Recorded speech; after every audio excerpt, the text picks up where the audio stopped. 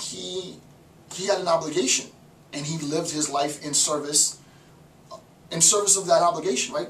Those who don't do that, in a sense, are ignorant, and the state that manifests as a consequence of that ignorance becomes an ignorant regime. It is to be specific, before we jump to the point 2, right? It is to be specific that the regime as such doesn't have a knowledge of its functioning. That's super important, right? The regime doesn't have a knowledge of what it's supposed to do. In a contemporary political discourse, right, the idea is, I'm not sure where we stand as a state. That is very problematic. A perfect example is the state of affairs for Greece right now. As a matter of fact, I don't remember the date exactly. June 16th or 17th, Greece, if I'm recalling the article I read properly, June 16th or 17th of this year, 2012, Greece is going to determine whether or not it stays in the EU, what its position is going to be, blah, blah, blah. And that's going to have not just an effect on, we're talking about globalization now, which just complicates this even more. It's not just going to have an effect on Greece, right?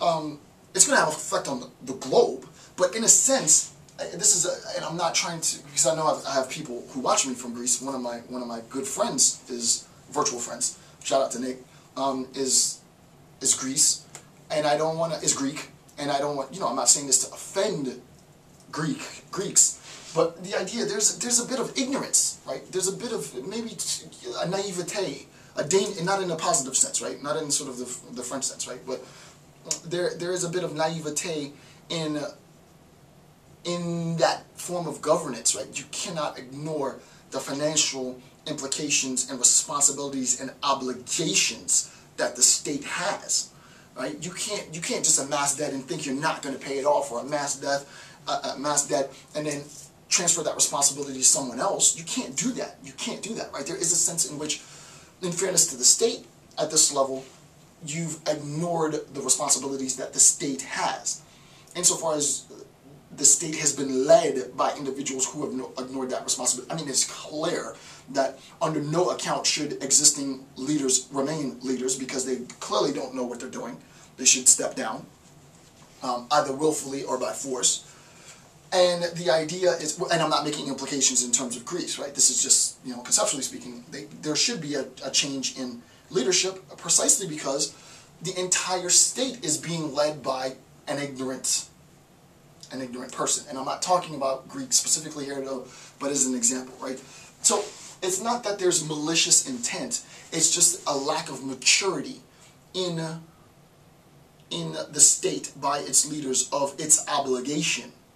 In a contemporary setting, before I go to 2, just because it popped into my head, the obligation is profoundly more difficult in a contemporary setting, and I am definitely going to mark this mentally to myself. And I might or might not come back to this, but I have to burn it in my head for a second to talk about sort of the 21st century conception of political obligation, because I would argue the political obligation now is profoundly more obligatory in a deontological sense than it's ever been, because it's not just to the state itself, right? Political leaders have obligations to their citizenry, to their state, but now they have increasingly more interdependency, and thus a more interdependent obligation to each other, right? It's more of a network, a systemic growth of the state, which I don't want to talk about too much.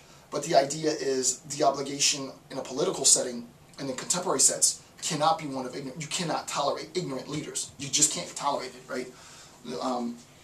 You can be an isolationist, but you have to be a very you have to have really, really good leadership. So in fairness then, so that I don't fully demonize Eduardo Sovereign, Singapore is, I wouldn't say isolationist, but Singapore is it is an amazing representation of doing it the right way. Right? That state functions well. No one's going to argue that point. So we'll just say that his decision to leave the United States and go to Singapore was because he wanted the best form of governance possible, and we'll leave it at that. Okay. So number 2, the wicked or the immoral regime, right? So the wicked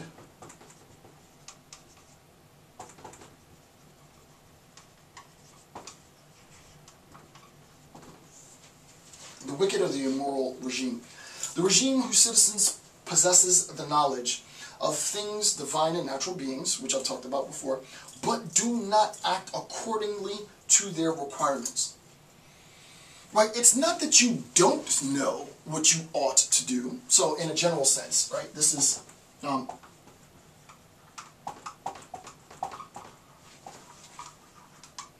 and it becomes obviously ethical.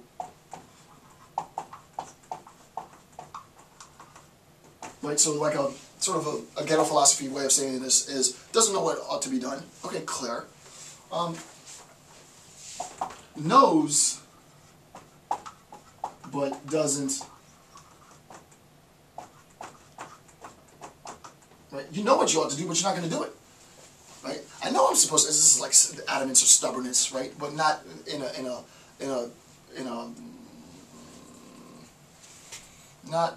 a sort of justifiable sense. You know what the obligation is, but you refuse to do it. This becomes evil, right? The state is in a position, the ruler is in a position to serve the population. If it is no longer about serving the population, and it is solely about serving the needs of those who are in the ruling class, then the state inherently becomes wicked and immoral, right? If it's the case that you say, I recognize that members of my population are being systematically exterminated, I recognize that huge swaths of the population are being abducted and tortured, murdered and brutalized, but I'm not doing it. It's not me directly that's doing it. I'm not participating in it. You know it's occurring. You know it's occurring, but you do nothing to prevent it.